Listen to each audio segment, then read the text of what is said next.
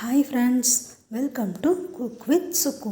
Taste the magic of Suku's Kitchen. இன்றைக்கி நம்ம சுவையான இட்லி மிளகாய் பொடி எப்படி செய்யறதுன்னு பார்க்க போகிறோம்.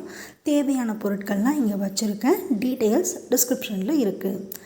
நான் இன்றைக்கி இந்த கிளாஸ் தான் அளவாக எடுத்திருக்கேன். நீங்கள் உங்கள் வீட்டில் எந்த கிளாஸோ கப்போ எடுத்துக்கோங்க. ஒரு பேன் அடுப்பில் வச்சுட்டு சூடானதும் 1 கப் முழு உளுந்து சேர்த்துருக்கேன். நீங்கள் கருப்பு உளுந்து கூட சேர்த்துக்கலாம், இன்னும் ஹெல்த்தியாகவே இருக்கும். இந்த உளுந்து பொன்னிறமாகிற வரைக்கும் ஸ்லோ ஃப்ளேமில் வச்சு நல்லா ரோஸ்ட் பண்ண போகிறோம். பாருங்கள், இந்த உளுந்து நல்லா ரோஸ்ட் ஆகி வந்துருச்சு.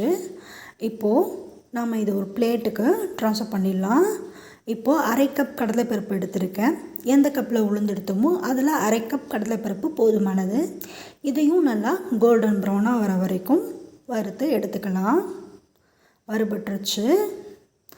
அடுத்ததாக நான் 1/2 கப் எள் எடுத்திருக்கேன். வெள்ளை எள் எடுத்திருக்கேன். நீங்கள் கருப்பு எள் கூட எடுத்துக்கலாம், பட் பொடியோட கலர் கொஞ்சம் டார்க்காக இருக்கும். இந்த எள்ளையும் ஸ்லோ ஃப்ளேமில் வச்சு நல்லா பொரிஞ்சு வர வரைக்கும் ரோஸ்ட் பண்ணி எடுக்க போகிறோம். பாருங்கள், இந்த எள் நல்லா பொரிஞ்சு வந்திருக்கு. அடுத்ததாக 1 டேபிள் ஸ்பூன் வேர்க்கடலை சேர்த்துருக்கேன். இந்த வேர்க்கடலை உங்களுக்கு பொடியோட ஃப்ளேவரை நல்லா என்ஹான்ஸ் பண்ணி கொடுக்கும். நல்லா ஹெல்தி ஆப்ஷனும் வேறு. நீங்கள் கிட்ஸுக்கு இன்டெரக்டாக இப்படி கொடுத்தீங்கன்னா நல்லா சாப்பிடுவாங்க. அடுத்ததாக 1 டேபிள் ஸ்பூன் பொட்டுக்கடலை சேர்த்துருக்கேன். இதுவுமே பார்த்திங்கன்னா பொடியோட சுவையை நல்லா என்ஹான்ஸ் பண்ணி கொடுக்கும். இது இரும்பு சத்து அதிகமானதும் கூட. இதையும் நல்லா நாம் கோல்டன் ப்ரௌனாக ரோஸ்ட் பண்ணி எடுக்க போகிறோம். பாருங்கள், இதுவும் நல்லா வறுபட்டுருச்சு. பிளேட்க்கு மாற்றிக்கலாம். அடுத்ததாக 1 டீஸ்பூன் மிளகு, 1 டீஸ்பூன் ஜீரகம் எடுத்துருக்கேன். இதையும் நல்லா நாம் வறுத்து எடுத்துக்கலாம். இந்த அளவு போதும், அதிகம் தேவையில்லை. அடுத்ததாக 1 கைப்பிடி காய்ந்த கருவேப்பிலை எடுத்திருக்கேன். நீங்கள் ஃப்ரெஷ் கருவேப்பிலை வேணுனாலும் எடுத்துக்கோங்க.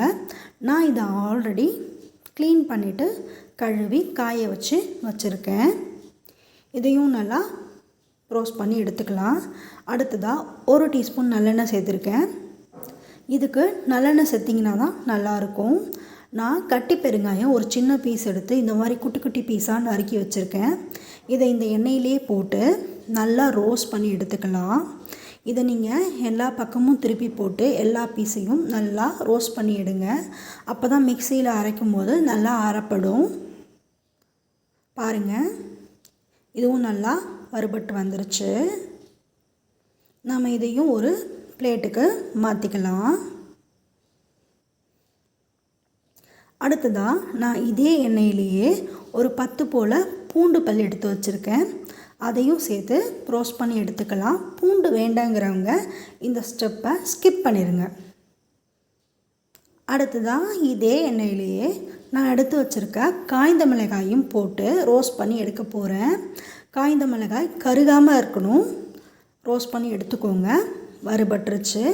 இதையும் நம்ம ஒரு பிளேட்டுக்கு மாற்றிடலாம்.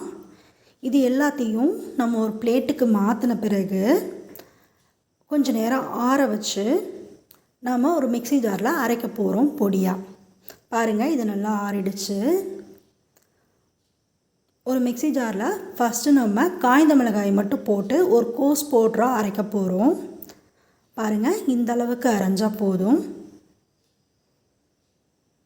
இதுக்கப்புறம் நம்ம எல்லா இன்க்ரீடியண்ட்டும் இதில் சேர்த்துக்கலாம்.